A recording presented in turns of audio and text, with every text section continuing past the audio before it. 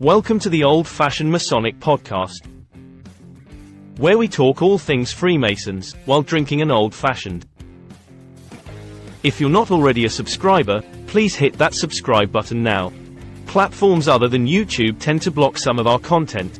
Subscribe now to get up-to-date videos and shorts as they release. Now, enjoy this episode.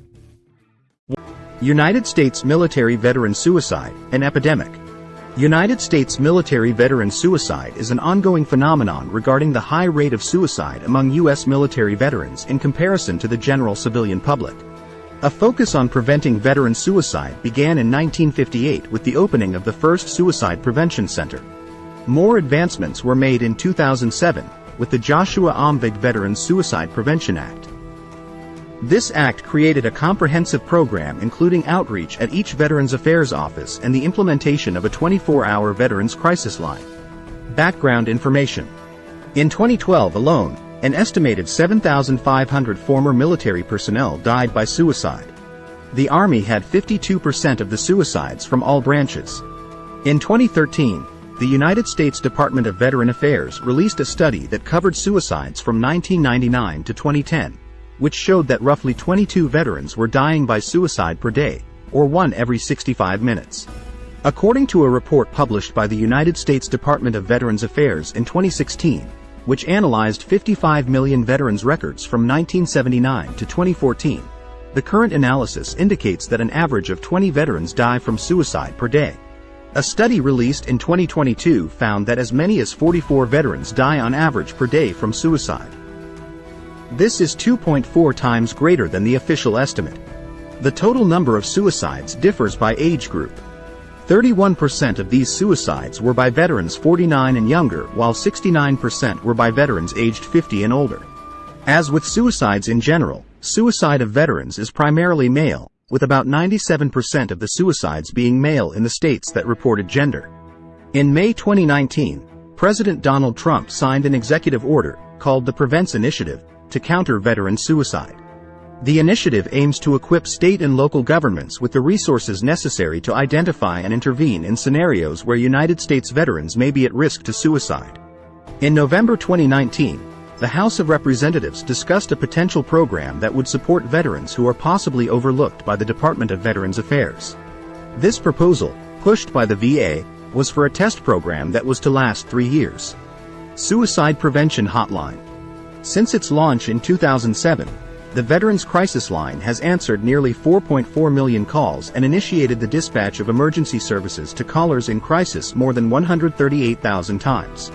The phone number for the Veterans Crisis Line was changed to 988 in July 2022. Causes.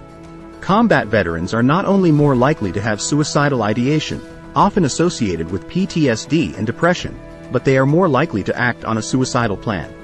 The same study also found that in veterans with PTSD related to combat experience, combat-related guilt may be a significant predictor of suicidal ideation and attempts. A study done by the Department of Veterans Affairs discovered that veterans are more likely to develop symptoms of PTSD for a number of reasons such as longer times at war, lower level of education, more severe combat conditions, other soldiers around them killed, brain, head trauma, life-lasting physical injuries, military structure, protective factors. Veterans can have difficulty transitioning from the military to civilian life. Even with resources like the GI Bill and other college funds, the pursuit of education can also aggravate post-service conditions linked to a higher likelihood of suicide. These conditions include difficulty relating to fellow students, difficulty in coping with military experiences in an academic environment, lack of support or understanding for service-connected disabilities, negative stigmas related to military service, feelings of isolation, feelings of separation, lack of social support, difficulty with stable or reliable income, difficulty with stable housing. Despite these challenges, veterans often benefit from transitioning from the military into higher education. Those veterans have a significantly lower risk of suicide. Many academic institutions have student veteran organizations and resources centers specifically to aid military veterans. These benefits cover tuition expenses up to a capped amount per academic year depending on benefit utilized. The good news, suicide rates for veterans are on a slight downward trend. Veterans generally have access to mental health care, and some branches take more proactive measures to reduce stigma and promote mental well-being, but the approach is inconsistent. Many non-profit organizations exist to promote awareness in local communities, such as Wingman Project and 22 Kill. Veteran suicide does not get enough discussions. Amongst our Masonic ranks, we have many veterans. In fact, many veterans seek out the fraternity to try and recapture the camaraderie from the service. If there was ever a video to share, it is this one. At a minimum, like and comment so the YouTube algorithm will push this out. We have to do our part. What did you think of this episode?